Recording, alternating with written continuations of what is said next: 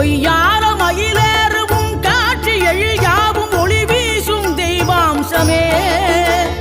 பொய்யான என் வாழ்க்கை புவி மீது நிலையாக அருள் செய்ய வர வேணுமே நீ அருள் செய்ய வர வேணுமே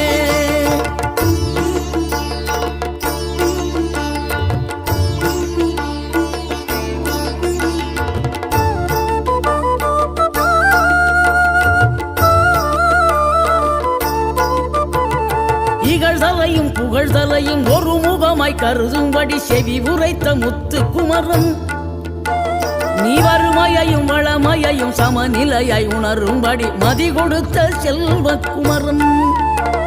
தடை 100 வந்தாலும் செயல் வெற்றியாக்கி தரும் தாராள குணம் கொண்டவன் நீ வலை வீசும் அறிவுக்கு தொலைவானவானாகி மாற